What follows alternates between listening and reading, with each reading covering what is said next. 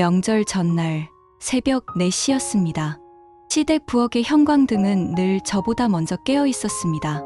누렇게 빛나는 불빛 아래 기름 냄새와 식초 냄새가 뒤엉킨 공기 속에서 저는 전을 부치고 있었습니다. 달궈진 프라이팬 위에서 탁탁 전이 달라붙었다 떨어질 때마다 뜨거운 기름이 제 손등에 튀었습니다. 온도가 낮아. 기름은 금방 데워야지. 내 친정에선 이런 것도 안 가르쳐줬니? 시어머니의 목소리가 등 뒤에서 날카롭게 꽂혔습니다. 저는 고개를 숙였습니다. 죄송합니다라는 말이 목구멍까지 치밀어 올랐지만 젓가락을 움켜쥔 손만 더 세게 힘을 줬습니다. 괜히 입을 열었다가는 또 다른 잔소리가 돌아올 게 뻔했기 때문이었습니다. 거실 소파에서는 남편 준호가 엎드린 채 코를 골고 있었습니다. 결혼 전에는 자상하다 여겼던 그 남자. 하지만 결혼 후 그는 언제나 어머니 뒤로 숨는 사람이었습니다. 시어머니는 제 어깨를 툭 치며 말했습니다. 며느리는 말보다 손이 먼저 나가야 한다. 그게 도리야. 그 순간 깨달았습니다. 저는 이 집에 들어온 순간부터 이름이 없다는 것을요. 저는 지아가 아니라 그저 며느리였습니다. 결혼식 날 시어머니가 제 손을 꼭 잡고 하셨던 말이 떠올랐습니다. 우리 아들 잘 부탁해. 그 말은 축복이 아니라 계약 같았습니다. 아들을 돌보는 일체의 책임을 내게 위임한다. 그런 조항이 적힌 문서 같았어요. 결혼 초 저는 준호가 따뜻한 사람이라고 믿었습니다. 그는 늘 웃었지만 그의 대화는 언제나 같은 말로 시작했습니다. 엄마가 그러는데 이불은 이렇게 개야 하고, 엄마가 그러는데 된장은 반드시 엄마 된장만 써야 하고, 엄마가 그러는데 명절에는 전 6가지가 기본이라고 했습니다. 저는 제 방식을 설명하려 했습니다. 우리 집은 이렇게 해요. 그러나 준호는 늘 짜증 섞인 목소리로 말했습니다. 그냥 우리 집 방식에 맞추면 되잖아. 작은 일에 피곤하게 왜 그래? 그 작은 일들이 하루를 삼키고 한 달을 갉아먹고 결국 제 인생 전체를 집어삼킬 거라는 걸 그땐 몰랐습니다. 시어머니는 늘 부엌에서 저를 지켜봤습니다. 저는 시키는 대로 하려 애썼지만 언제나 어딘가 부족했습니다. 너는 왜 그렇게 손이 느려? 저 천 하나 붙이는데 얼마나 걸린 거야? 저도 직장에서 일하다 와서 피곤해서요. 직장은 내가 하고 싶어서 하는 거고, 집안일은 며느리 도리지. 도리도 모르면 내 친정에서 뭘 배우고 자란 거니? 그 말에 가슴이 턱 막혔습니다. 제 친정엄마까지 끌어와 욕을 하는 순간 눈물이 목까지 차올랐지만 꿀꺽 삼켰습니다. 눈물을 보이는 것도 이 집에서는 무능의 증거가 되기 때문이었습니다. 결혼 2년 차, 저는 아이를 가졌다가 잃었습니다. 응급실의 차가운 불빛 아래 간호사가 제 손등에 묻은 혈흔을 닦아주었을 때 가슴은 텅 비어버렸습니다. 집으로 돌아오자 시어머니는 말없이 미역국을 올렸습니다. 잠시 후 그녀는 고개를 끄덕이며 중얼거렸습니다. 그래도 그 애가 될 인연이 아니었나 보다. 넌 마음 단단히 먹어야지. 며느리는 울 시간도 아까운 법이야. 저는 숟가락을 쥔 채 움직이지 못했습니다. 준호는 그저 국만 휘저을 뿐이었습니다. 그날 밤 저는 욕실에 숨어 울었습니다. 샤워기 물줄기가 제 울음을 대신 삼켜주었습니다. 시어머니는 늘 제가 부족하다고 말했습니다. 설거지는 왜 이렇게 대충 하니? 거품이 그대로 묻어 있잖아. 반찬가는 또 왜 이래? 우리 집은 원래 싱겁게 먹어. 내 목소리는 왜 그렇게 크니? 시끄럽게. 내 친정엄마도 그렇게 말이 많아? 저는 대답하지 못했습니다. 대답하는 순간 또 다른 꾸짖음이 돌아왔습니다. 준호는 늘 옆에서 웃으며 말했습니다. 엄마, 요즘 그런 말 하면 안 돼. 그냥 가족이라고 해. 가족이니까 하는 거지. 그치? 여보? 그는 정답은 알았지만 해결은 하지 않았습니다. 명절을 치른 다음 날 저는 시아버지 제사상에 올릴 참기름을 사러 나갔다 왔습니다. 그런데 제 서랍이 살짝 열려 있었고 가계부가 보이지 않았습니다. 어머니, 제 가계부 못 보셨어요? 가계부. 그게 왜 내 서랍에 있어? 집안 돈은 다 같이 관리해야지. 시어머니는 태연하게 노란 파일을 내밀었습니다. 그 안에는 제 카드 영수증과 통장 거래 내역이 가지런히 꽂혀 있었습니다. 엄마가 정리해 줄게. 넌 이런 거 서툴잖아. 그 파일 속에는 낯선 자동이체 내역이 있었습니다. 땡땡 캐피탈 할부금. 준호에게 묻자 그는 태연히 말했습니다. 아, 그거? 아버지, 병원비 때문에 잠깐 쓴 거야. 우리 집안일인데 내가 왜 그렇게 예민해져? 저는 그때 깨달았습니다. 이 집에서 저는 언제나 바깥 사람이라는 것을요.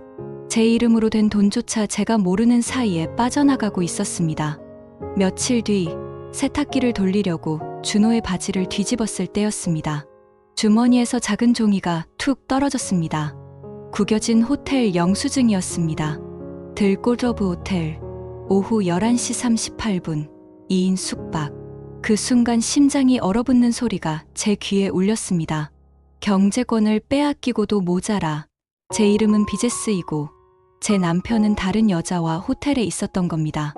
호텔 영수증을 손에 쥐고 있었을 때 제 손바닥은 기름에 댄 자리처럼 벌겋게 달아올랐습니다. 숨을 한번 깊게 들이켰습니다. 증거는 늘 소리 없이 나타난다. 제 머릿속에서 누군가 속삭였어요. 거실 시계 초침 소리만 커다랗게 들렸습니다. 딱딱 제 심장과 맞지 않는 박자였습니다. 문이 열리고 준호가 들어왔습니다. 저는 식탁 위에 영수증을 조심스레 올려두었습니다. 이게 뭐야?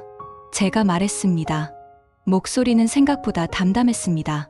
준호는 고개를 갸웃했습니다. 회사 동료 생일이었어. 내가 계산했어. 숙박은 다른 사람이 했어. 그럼 CCTV 보자고 했죠, 그날. 제가 가볍게 말을 던지자 그의 표정에서 웃음이 빠르게 걷혔습니다. 짧은 정적을 가르는 것은 그의 얕은 헛기침뿐이었습니다. 그날 밤, 저는 욕실 바닥에 물기를 닦아내고 휴대폰을 들었습니다. 녹음 앱을 열어보았습니다. 버튼을 누르는 내 손끝이 이상하리만치 차가웠습니다. 저는 제가 아는 모든 비밀번호를 스스로에게 속삭였어요. 지아, 잊지 마. 내가 본 것, 들은 것, 느낀 것. 이제는 증거로 남겨야 해요. 그 다음 날 아침, 시어머니는 부엌에서 저를 기다리고 있었습니다. 저는 물을 끓이려 주전자에 손을 올렸습니다. 왜 이렇게 물이 탁하니? 내가 어제 싱크대 거름망 제대로 비웠어? 네, 비웠어요. 말은 누구나 하지. 손이 먼저 나가야지. 며느리는 몸으로 배워. 저는 대답 대신 걸레를 들었습니다. 바닥을 훑은 동안 시어머니는 뒤에서 또 물었습니다. 내 친정엄마는 설거지 이렇게 시켰니? 거품, 자국 좀 봐. 내가 내 엄마였으면 널 처음부터. 그 말은 끝나지 않았습니다. 제 속에서 무언가가 탁 하고 부러지는 소리가 났습니다. 저는 입술을 깨물었습니다. 피맛이 아주 조금 났어요. 씁쓸했고 묘하게 정신이 맑아졌습니다. 노란 파일은 여전히 거실 장식장 서랍 맨 윗칸에 있었습니다. 저는 먼지를 조심스레 털고 파일을 꺼냈습니다. 색연필로 줄이 그어진 제 카드 영수증, 메모가 달린 통장 거래 내역, 제 이름으로 개설된 신용대출 약정서 사본까지 가지런히 꽂혀 있었어요. 어떤 페이지 귀퉁이에는 볼펜으로 작게 엄마 말대로라고 적힌 송금 메모가 붙어 있었습니다. 이건 뭐예요? 제가 파일을 들고 부엌으로 나가 묻자 시어머니는 소금 뚜껑을 닫으며 말했습니다. 집안일은 내가 정리해야지. 넌 서툴러. 엄마가 알려주면 배워. 제 명의 대출까지요? 아들내미가 급하니까. 그럴 수도 있는 거지. 가족끼리인데 뭘 그리 예민하게 굴어? 저는 속으로 따라했습니다. 가족끼리 이상하게도 그 단어는 제 귀에서만 삐걱거렸습니다. 가족이라는 말 뒤에 붙는 건 늘 네가 참아라였으니까요. 그날 오후 친척이 들렀습니다. 사촌 형수라는 분이었어요. 어머, 며느리 잘 지내지? 아기 소식은 아직? 저는 억지로 웃으며 고개를 숙였습니다. 시어머니는 대답을 가로챘습니다. 얘가 아직 멀었어. 살림부터 익혀야 애도 잘 키우지. 저는 제 자리에 앉아 있는데 마치 제가 없는 자리 같았습니다. 이름을 부르지 않는 집에서는 기분과 선택도 부르지 않는 법이었습니다. 저는 그걸 그제야 아주 또렷하게 깨달았습니다. 밤이 깊어갈 무렵, 저는 휴대폰을 부엌 찬장 위 그늘진 곳에 살짝 올려두었습니다. 시어머니와 준호의 목소리는 얇은 벽지를 통과해 제 귀로 스며들었습니다. 엄마, 얘가 영수증 봤어. 그래서 뭐? 내가 돈 벌어서 여자 좀 만난 게 왜? 그년이 눈치가 없지. 집안 체면이 있는데 조용히 넘어가라 해. 이혼이라도 하자고 하면 그 집에서 해온 혼수랑 내 월급으로 산 가전들 전부 내 이름으로 돌려놔.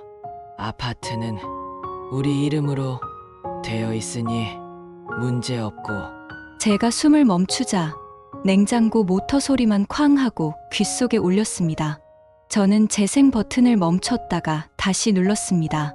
100번이고 1000번이고 같은 칼날로 제 심장을 긋듯 들었습니다. 그년, 제 이름이 지워지고 붙은 이름. 저는 제 무릎을 감싸 쥐었습니다. 손톱이 살을 파고들어 작은 자국이 생겼습니다. 그 자국은 이상하게도 제 편이 되어주는 표시 같았습니다. 이제부터 나는 내 편이 되겠다고 조용히 다짐했습니다. 고등학교 동창 지우는 변호사가 되었고 저는 그녀를 작은 카페에서 만났습니다. 카페 안에는 빵 굽는 냄새가 났습니다.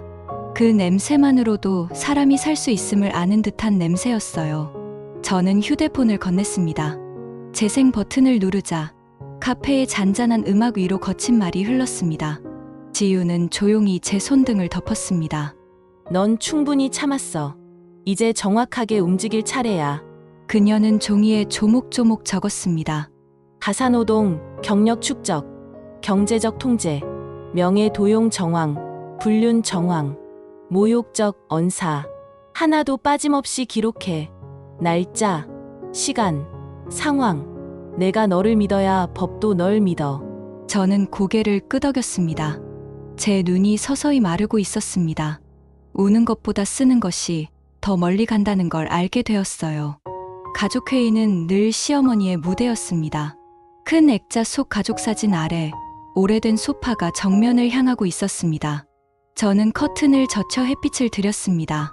밝은 데서는 그림자가 더 또렷해진다는 걸 보여주고 싶었습니다. 오늘은 네가 시작해봐라. 시어머니가 턱을 올렸습니다. 저는 제 휴대폰을 스피커에 연결했습니다. 거실에 녹음된 목소리가 울려 퍼졌습니다. 엄마, 얘가 영수증 봤어. 그래서 뭐? 조용히 넘어가라 해. 이혼이라도 하자고 하면 혼수 아파트는 우리 이름. 시어머니의 얼굴이 하얗게 질렸습니다. 준호는 허공을 보며 다리를 달달 떨었습니다. 저는 가방에서 서류를 꺼냈습니다. 은행 거래 내역, 제명의 대출 실행 기록, 호텔 입실 기록, 카드 승인 내역 문자 캡처, 그리고 그 노란 파일의 복사본들. 여기 있습니다. 제 목소리는 놀랍도록 차분했습니다. 이건 준호 씨가 제 명의로 받은 대출, 그리고 어머니 통장으로 들어갔다가 다시 준호 씨에게 넘어간 흔적입니다. 여기 송금 메모에는 엄마 말대로라고 적혀 있어요. 이건 그날 호텔 입실 기록이고요. CCTV 조회 동의서도 받아왔습니다. 준호가 벌떡 일어나 소리를 질렀습니다. 네가 어떻게 감히? 감히요? 저는 제 이름을 지키고 있습니다. 저는 의자를 밀고 일어섰습니다. 제 등뼈가 한마디씩 맞물려 세워지는 느낌이 들었습니다. 이혼합시다. 위자료는 법대로 받을 겁니다. 제 명의의 대출은 당신들이 갚으세요. 증거는 충분합니다. 시어머니가 손사래를 쳤습니다. 여자가 집안 망신을. 집안을 망신시킨 건 누굽니까? 당신 아들이에요. 그리고 그걸 부추긴 건 당신의 말이었고요. 거실 공기가 무거운 솜처럼 가라앉았습니다. 그 속에서 저만 홀가분하게 숨을 들이켰습니다. 아주 오랜만에 숨이 가슴 깊숙이까지 들어왔습니다. 지유는 제 옆에서 한 장 한 장 서류를 정리했습니다. 우리는 사건 일지를 만들었습니다. 날짜, 장소, 행위 증거, 정서적 영향칸을 만들어 빠짐없이 채웠습니다. 첫 페이지 맨 위에는 이렇게 적었습니다. 이 사건은 한 사람의 이름을 되찾는 과정이다. 법정에서 준호 측 변호사는 제 가사노동을 축소했습니다. 원고는 전업주부가 아니며 상시 가사노동을 입증할 객관적 자료가 빈약합니다. 지윤이 조용히 일어섰습니다. 원고의 캘린더, 명절 장보기 내역, 가계부 사진, 시댁 행사 체크리스트, 단체 채팅방에서의 지시 메시지, 이 모든 것이 상시 가사노동의 연속성과 강도를 보여줍니다. 이는 단순 호의가 아닌 기대된 의무로 기능했고 원고는 경제권을 박탈당한 채 통제받았습니다. 저는 방청석에서 제 무릎 위 손을 모았습니다. 떨지 않았습니다. 증거가 저를 대신 떨었습니다. 저는 호흡만 고르게 했습니다. 들숨, 날숨, 지아, 내 이름을 잊지 마. 제 진술 때 판사님이 물으셨습니다. 원고는 왜 이혼을 결심했습니까? 저는 잠시 생각했습니다. 감정이 앞서 뭉개진 문장들을 꿀꺽 삼킨 뒤 차례로 꺼냈습니다. 존재가 제거되었기 때문입니다. 저는 이 집에서 제 이름으로 불리지 않았습니다. 저를 지칭하는 대부분의 말은 며느리 혹은 그년이었습니다. 경제권은 통제되었고 제 명의의 대출이 동의 없이 실행되었으며 명절과 각종 집안 행사를 사실상 전담했습니다. 남편의 외도 정황과 모욕적 언사, 그리고 시어머니의 지속적인 구박은 저를 사람이 아니라 역할로 만들었습니다. 저는 제 이름을 되찾고자 이혼을 청구했습니다. 제 목소리는 말미에 약간 떨렸지만 흔들리지는 않았습니다. 판사님의 눈빛은 조용히 고개를 끄덕이는 듯했습니다. 판결문이 낭독되었습니다. 피고는 원고에게 위자료 2억 원을 지급하라. 영의 도용 및 재산 피해 부분은 별도 민사로 인정한다. 가정 내 경제적 학대 및 모욕적 언사 정황을 고려해 혼인 파탄의 주된 책임은 피고에게 있다. 그 순간 저는 울지 않았습니다. 대신 마치 폐 깊숙이 새 공기가 들어오는 느낌이 들었어요. 눌어붙었던 심장의 모서리가 하나 둘 떨어져 나갔습니다. 법정 문을 나서며 지윤이 말했습니다. 끝이 아니라 시작이야. 응, 알아. 너도 수고 많았다. 저는 웃었어요. 제 입술이 가벼웠습니다. 이혼 첫날 밤, 저는 침대 가운데에 누웠습니다. 늘 제 몫이라고 여겼던 오른쪽 끝을 떠나 한가운데 딩. 침대 프레임이 아주 작은 소리를 냈습니다. 저는 그 소리를 축배로 받아들였습니다. 창문을 조금 열자 밤 공기가 커튼을 살짝 흔들었습니다. 저는 제 이름을 속삭였습니다. 저는 작은 점포를 계약했습니다. 오래된 간판을 떼어내고 새 간판을 달았습니다. 라일락, 지아, 보라색이 살짝 머문 아이보리 바탕에 제 이름이 또렷했습니다. 손바닥으로 간판 가장자리를 쓸어보았습니다. 이름이 있다는 것은 책임과 자유를 동시에 쥐는 일이라는 것을 알게 되었습니다. 첫 손님은 앞집 미용실 원장이었습니다. 사장님, 화분 하나 추천해줘요. 햇살이 오후에만 들어와 저는 창가에 놓기 좋은 스파티 필름을 권하고 리본을 한 번 더 메어드렸습니다. 가게를 꾸미는 동안에도 시어머니의 말들이 가끔 머릿속을 스쳤습니다. 내 손은 왜 그렇게 굼뜨니? 너는 왜 늘 표정이 성의 없어? 내 친정은 원래 그렇게 대충 가르치니? 그 말들이 지나갈 때마다 저는 꽃줄기를 사선으로 자르며 제 호흡을 붙잡았습니다. 사선으로 자르면 물을 더 많이 먹듯 상처를 제대로 내야 치유가 빠르다는 걸 배웠습니다. 저는 제 상처를 인정하기로 했습니다. 구박은 저를 작아지게 했지만 경계는 저를 지켜주었습니다. 저는 제 안에 선을 그었습니다. 여기까지입니다. 그 선은 이기심이 아니라 지도였어요. 서로를 길 잃지 않게 만드는 지도. 친정엄마가 종종 가게에 들렀습니다. 네가 이렇게 해낼 줄 알았다. 엄마의 손등에는 제가 아는 굳은 살이 그대로 있었습니다. 미역국 냄새가 떠오르려다 이번에는 위로처럼 스며들었습니다. 엄마는 유리병 하나를 내밀었습니다. 아빠 살아계셨으면 내 가게 화분 만들어 주셨을 텐데. 대신 내가 모은 동전 좀 가져왔다. 유리병 안에는 동그란 시간들이 가득했습니다. 저는 라벤더 씨앗을 심었습니다. 라벤더는 불면의 밤을 견디게 해준다고 배웠습니다. 흙을 덮는 손끝이 아주 조심스러웠습니다. 제 삶의 흙마저 고르고 싶었습니다. 가끔 손님이 사연을 털어놓았습니다. 사장님, 사과하고 싶은데 말이 잘 안 나와요. 저는 라일락 가지를 한 번 더 얹어 포장했습니다. 라일락은 회복과 재회의 뜻이 있어요. 용기에 꽃말을 가진 프리지어를 한 송이 섞어드릴게요. 그리고 결국엔 직접 말해야 합니다. 저는 그렇게 말하면서 제게도 말했습니다. 말하지 않으면 모른다. 사랑한다는 말도, 그만하겠다는 말도 다 말해야 산다는 걸 이제 압니다. 비가 오던 오후, 초인종이 울렸습니다. 작은 비닐우산 아래 시어머니가 서 있었습니다. 잠깐 이야기할 수 있을까? 저는 의자를 내주었습니다. 시어머니는 앉지 않고 벽면 사진을 한참 보셨습니다. 오픈날 이웃들과 찍은 사진이었습니다.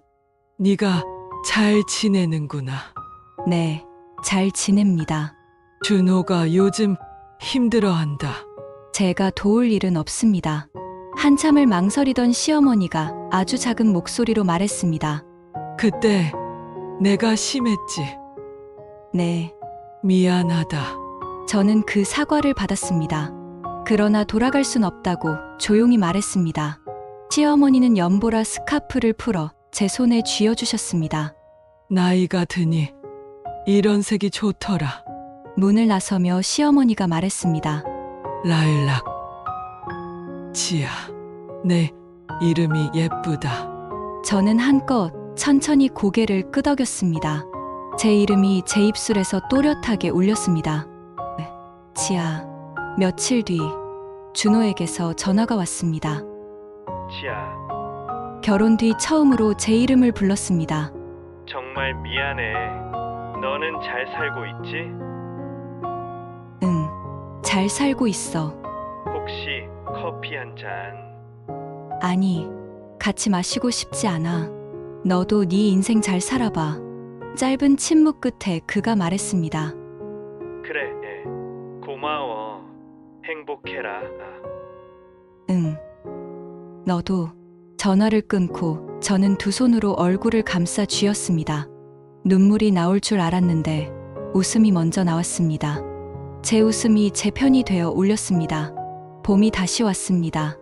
아침 햇살이 유리문을 통과해 작업대 위에 긴 사각형을 만들었습니다. 문을 열자 단골 손님이 먼저 인사했습니다. 사장님, 1주년 축하해요. 아니, 벌써 2년 차네요. 감사합니다. 오늘은요, 사과하고 싶은데 말이 잘 안 나오는 사람에게 줄꽃을 사고 싶어요. 저는 잠시 생각하다 라일락과 프리지어를 골랐습니다. 라일락은 회복의 길을 내주고 프리지어는 용기를 붙여줘요. 하지만 결국 중요한 건 직접 말하는 겁니다. 손님이 웃으며 고개를 끄덕였습니다. 포장을 건네며 저는 제게도 똑같은 말을 속삭였습니다. 가게 문이 닫히며 작은 종이 딸랑거렸습니다.